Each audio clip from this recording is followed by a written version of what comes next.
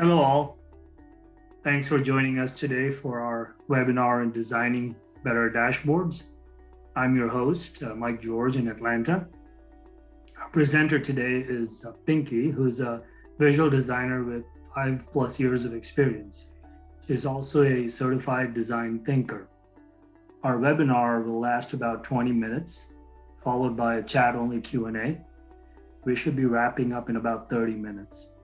As we have an international audience, please turn off all cams and mute your mics so no one has any bandwidth issues. With that, I'll turn it over to Pinky. Thank you, Mike, for the introduction, and thank you all for joining me today. Let's dive right into it. Everyone knows that dashboards are extremely important in today's world.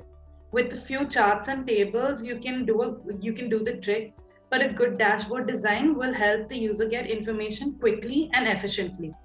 Having worked on various reports for various clients, I find that designing a dashboard can be broken down into three major phases. The first phase being plan, the second wireframe, and the third is the final stage, where is the design. The first phase is the most important, and here you'll answer many important questions. The most important questions would be: who is the end user? What is the purpose of the dashboard? Are there any stakeholders? And where is all your data located? And which business intelligence tool will you be choosing to use? Identifying the role of the end user and then tailoring the dashboard for them is extremely vital.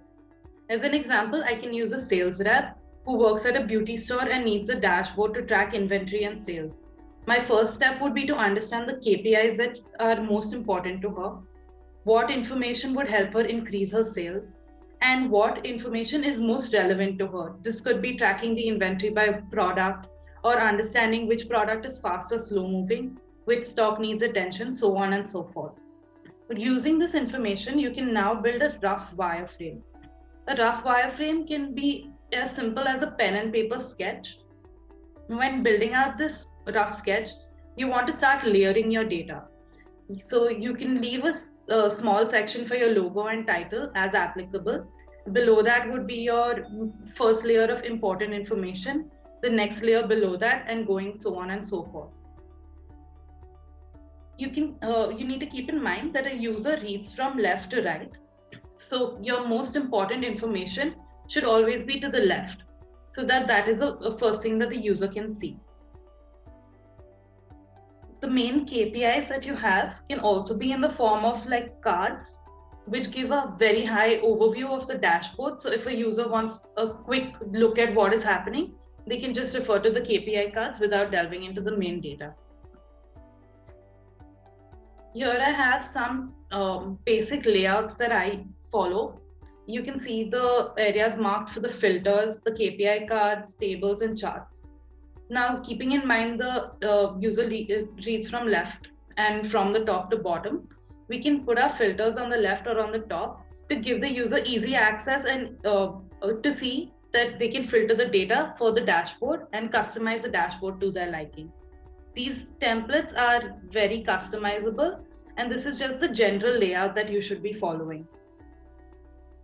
It is important in this step itself to decide what visuals you want to use in your dashboard and what story your dashboard needs to tell. So you can segregate appropriate areas for your various components. For example, a waterfall chart will require a lot more place than a bar and line chart. So as you can see, this entire page is just a waterfall chart so that the user can easily see what is going up and down and what is affecting the final total. Whereas here, the bar and line chart can be fit into a really small area, but still gives the information clearly. There are many graphs and visualizations that you can try and test, but my suggestion would be to keep it very simple. You don't want the user to spend time figuring out how a visualization works. You want them to focus on the data and get the most out of the data in the dashboard. So once you have all these in place and you set what visualization goes where, you can complete your rough wireframe or sketch. And now it will be an easy process for you to accumulate your data and build the data layer requirements. You can convert the rough wireframe into a report on a BI tool or a reporting tool of your choosing. Now comes the actual designing of the dashboard. I will be using a report used in built in Power BI as an example to cover the basic points of design that you get while building a dashboard.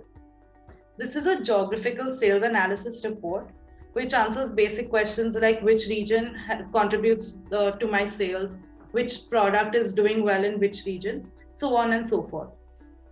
As you can see, I've already layered the data in the format that I mentioned earlier, but the dashboard still doesn't look very appealing. It is difficult for the user to navigate and understand how the data flows. So let's begin designing the dashboard. So the first point would be, this is an important principle to keep in mind in terms of design. It is easier to read dark text on a light background. Dark colors cause strain to the eye, and it may be difficult to hold a user's attention for too long on a dark based dashboard. So let's begin by changing the page background to white. You can use white or any light shade, and that would do the trick. As you can see, my data has already started standing out and I can see things more clearly. I will be showing you a dark version of this dashboard at the end of the webinar as well, because some people do prefer the dark theme dashboards as compared to a light theme dashboard. That's perfectly all right. We just need to keep in mind the colors we use and how we segment the dashboard. The next step would be picking a color palette. So as you can see, I've given the title of the dashboard just to give it more context, and I've arranged my filters on the top just to, like I mentioned, to give the user easy access to filter the entire dashboard. I've used the colors blue throughout my dashboard and shades of them. And this is something that is subjective and depends from company to company. Just remember to keep your color palette consistent throughout your dashboard. Suppose you're using, like I have, these 2 or 3 shades of blue, I will make sure to maintain it throughout my dashboard. If I have 3 different variables with 3 different colors, we need to make sure that that consistency remains throughout the dashboard. While choosing colors, avoid using too much red or green in your graphs, because these are related to negative and positive emotions respectively. You want to avoid confusing the user and interpreting the data wrong. So use these colors only when you're trying to signify a good change or a bad change, maybe. Let me show you some examples of frequently used color palettes.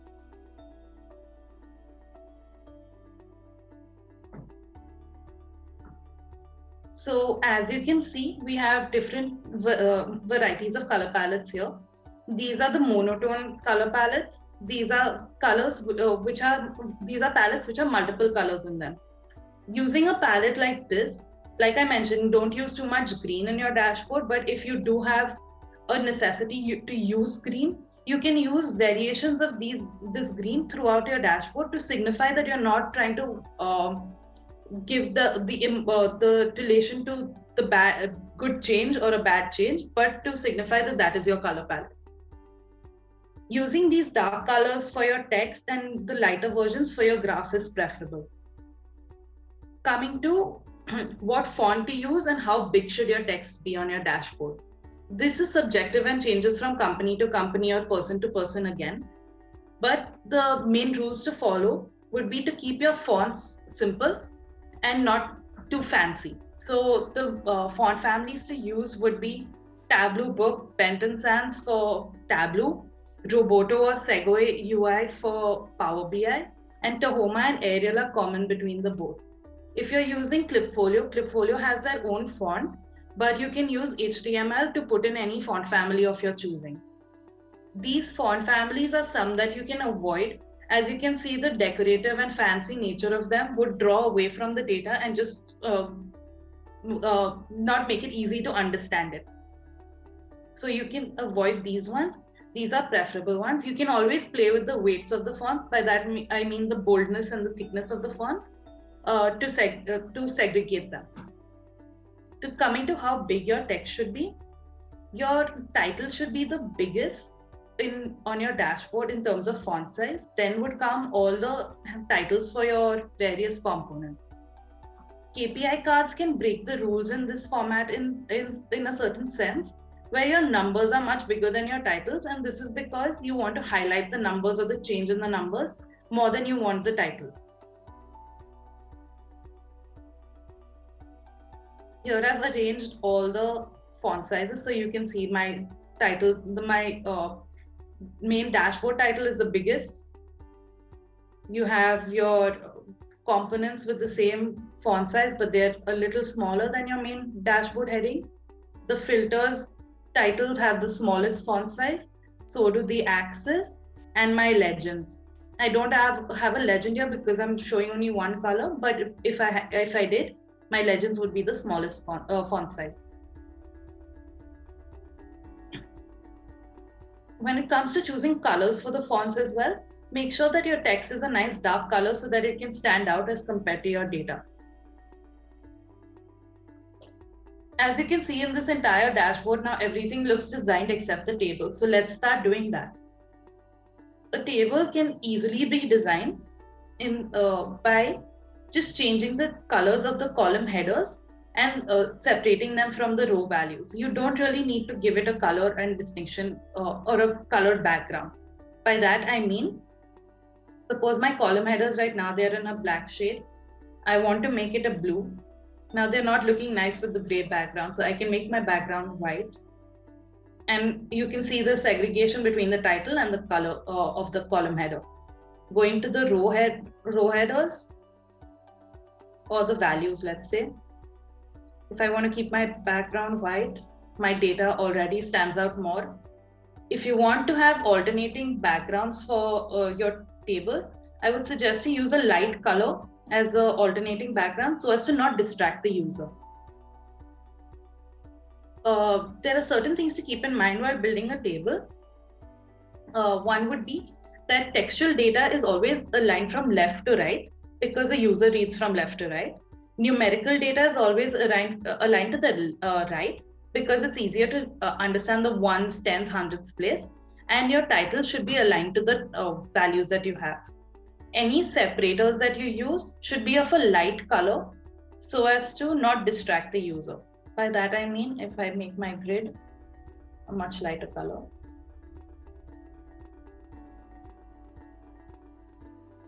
you can see the difference.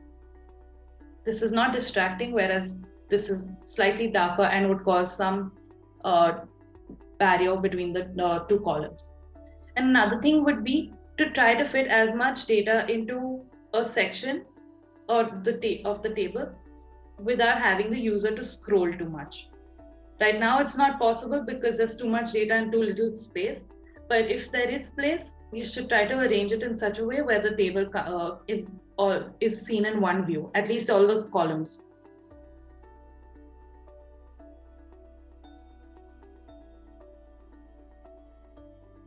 As you can see here, now this is a completely designed version of the table. I have given the separate color from the column headers and the values. My totals are a different color just to make them stand out. And I followed the light colors here. So my tables automatically look better and all the columns are fitting in here. So it's one view.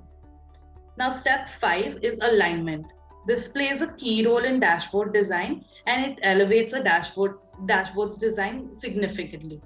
Let me explain. If you're looking at a tiled wall and one tile is misaligned, that will always stand out to you, while a seamless pattern would just go unnoticed. That's the same case in design.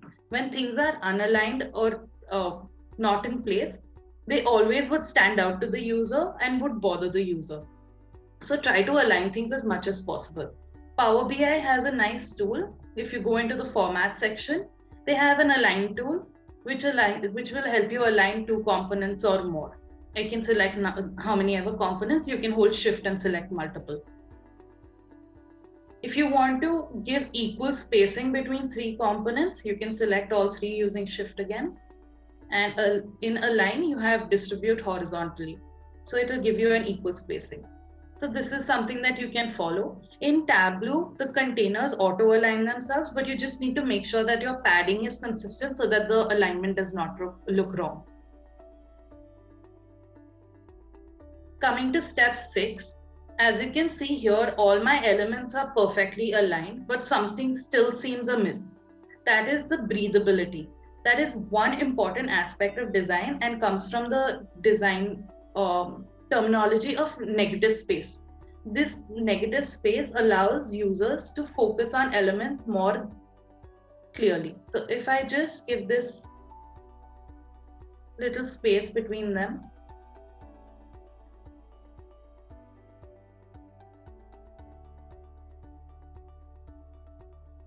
it automatically gives the user more room to focus on each element at a time and not confuse them. You can do this by using boundaries or a different shade, like here where this is a gray while the background is a white. So you can segment the dashboard that way. This is almost the last part of the designing part of the dashboard. And then these will just help you make your design look better. Now comes to the functionality and the user experience of it all. So you can make use of things like your tooltips, tree maps, pie charts to represent data well and to use them as components to drill down into a dashboard. Now a tooltip, as you can see here, I've put a comparison of year-over-year values and main KPIs for the tooltip itself. Now this allows the user to just hover over an area and get the values. Whereas if we were to build this out, this could actually be an entire different page of the dashboard itself. So this is a good way of combining functionality and design. You can also use tooltips to just give basic information like the exact values of graphs when it's not clearly seen in this case. And then coming to things like tree maps. So as I have another report over here. So in this, if you see, we've used the overall channel performance as a tree map and a sort of filter to drill down into the entire dashboard. By that I mean is, if a person was to select Facebook, the entire dashboard would drill down to Facebook. And the benefit of using the tree map is I'm also covering a metric within the tree map. So it's not it's utilizing space efficiently and in a good design manner. Coming to functionality, this is also another aspect of user experience rather than the design part of it. This functionality means allowing the user to have the best dashboard experience. Now you can see this other report as an example, wherein I've just given tabs for the user to easily navigate. So this would currently signify that I'm on this tab. If I click this, I can go to the second page, third page. This is because users usually have a tendency to go to the next page of things from the top. As you can see in our browsers, we have the back button and everything on the top itself. Another thing would be to give drop downs this way. So this allows one graph to be utilized in many different permutations and combinations. So a metric could be anything from your new users to a goal completions to average time, and you can choose a comparing metric to that. Similarly, over here we can compare a dimension with a metric. So this gives the user complete flexibility to see whatever they want, and they are not restricted to only what we have shown them. If maybe 6 months down the line, they don't want to see new users versus goals completed, but they want to see how much revenue they're getting versus the goals completed. This drop down can help them do that without having to build the entire dashboard again. So these kind of functionalities make the dashboard experience much better.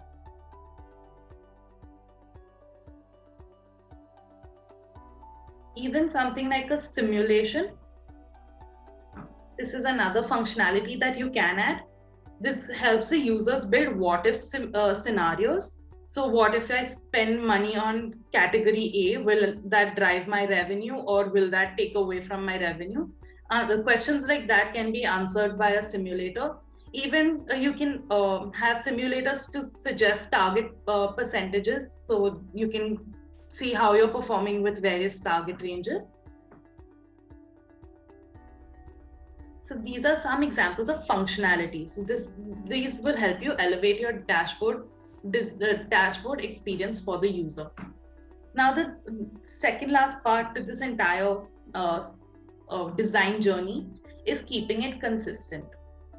Now, no matter what I use, the colors, fonts,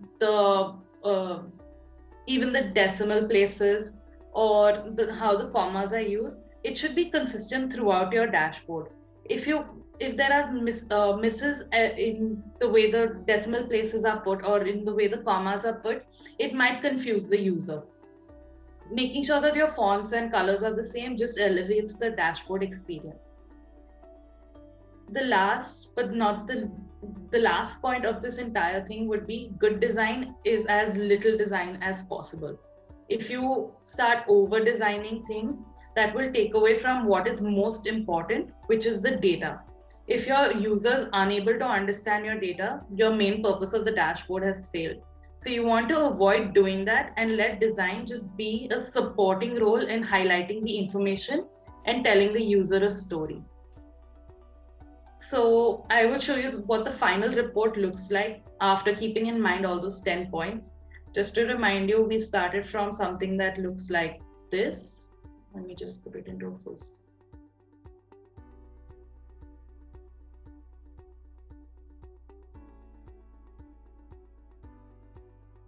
So this is what it looked like.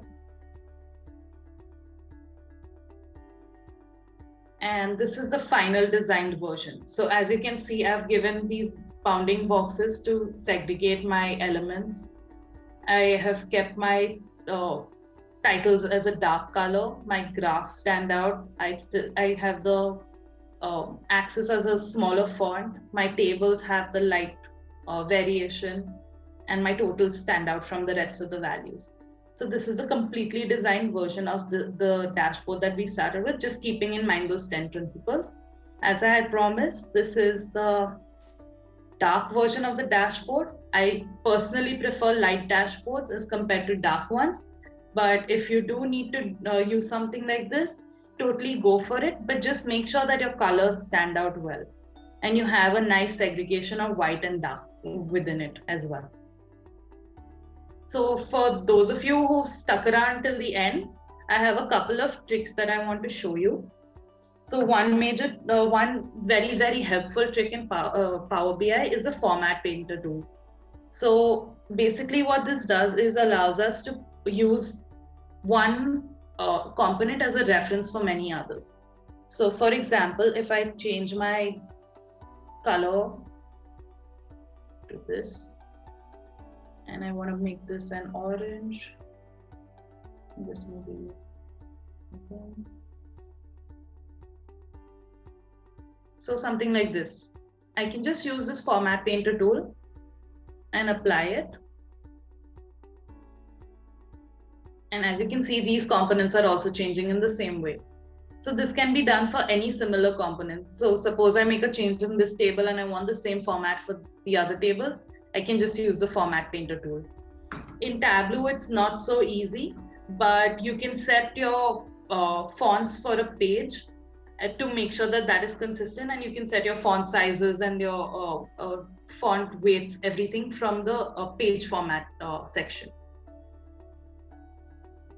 So thank you everyone for joining us. If you have any questions, we're now open for a text-only Q&A. I hope you've learned how to design dashboards like a pro in this session.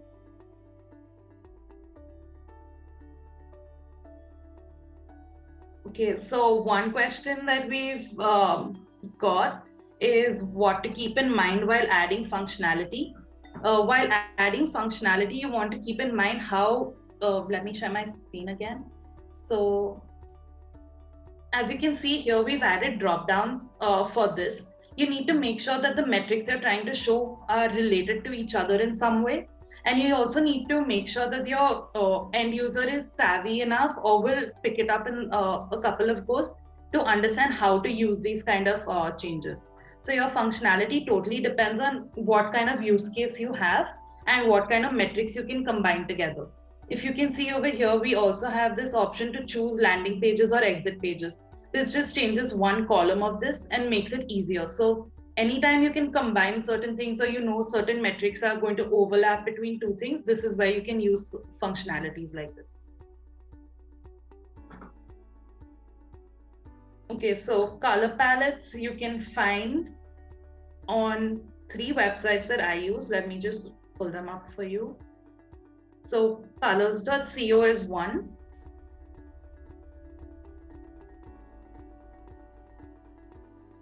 Colors.co is one, where you can find hundreds of thousands of color palettes. You can even just search for suppose you have a company color code that you want to use, you can search for them over here, and it'll give you the similar looking palettes.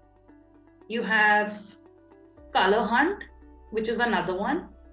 Again, very simple, similar to colors.co. And you can select, like if you see here, you have multiple options and you can go into any one and it'll give you colors related to that. Adobe Color is a little more complex. So if you want to really experiment, this is where you would go. So basically you can drag things around here and it will give you a color palette. So this is a monochromatic one. Like I was saying, if you want to use one shades of one color, you can use this one. If you want to use many colors, I would suggest to go for something like this.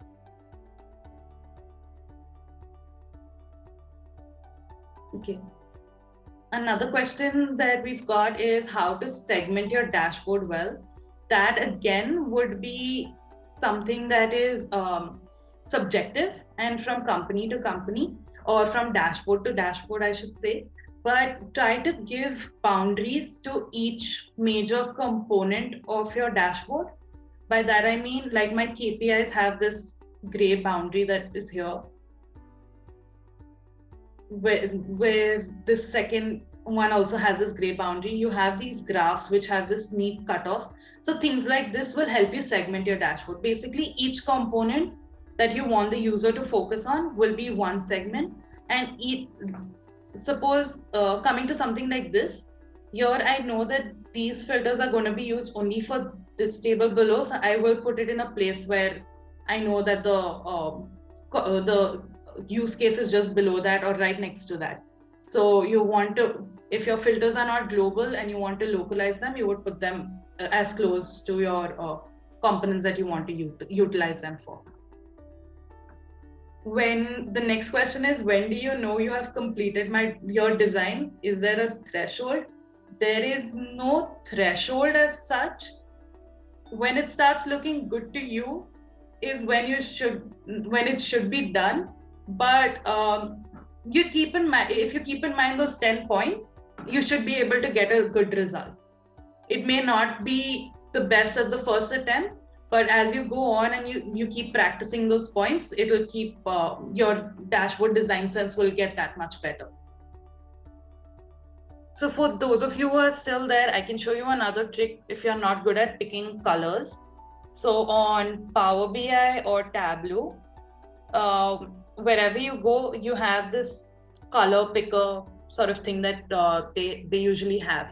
So you can either select all the colors from one column to get a color palette of the same shades of one color, or you can go one row to get a color palette of a good mix of colors. Where to look for design inspiration? That you have sites like Pinterest. You can always refer other dashboards that have been made and see how best those components can fit into your dashboard or how you can customize them. Behance is also a good place to go to look for inspiration. And your good old Google is the best. You might just find something over there as well. Okay, so someone has just asked, what are some of the unknown chart types that are useful but not there by default? I've just worked on a project where we're using a Sankey chart as one of our main visuals in the dashboard. So now that is a chart that is rarely used, but that has a use case of trying to show a flow well.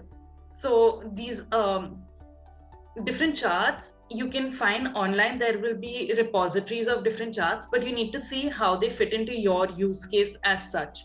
You don't want to use a chart like a flow diagram for something that is just talking about maybe one metric or something like that. So you can go through the repository, find some, you might find other chart types, but try to stick to the simpler ones because they're much easier to understand as such. Another useful chart type would be a decomposition chart as well. It is not very used. Yes, we do have some sample dashboards that you can view online. They are present on our Ninopal website. So I can share the link in the chat maybe, or yeah, I can share the link in the chat. So I'm sharing a link for our e-commerce playbook, which basically has a set of 25 dashboards that we've designed, which cover mainly dashboards that an e-commerce company would need. We have a similar one for the SaaS, as well.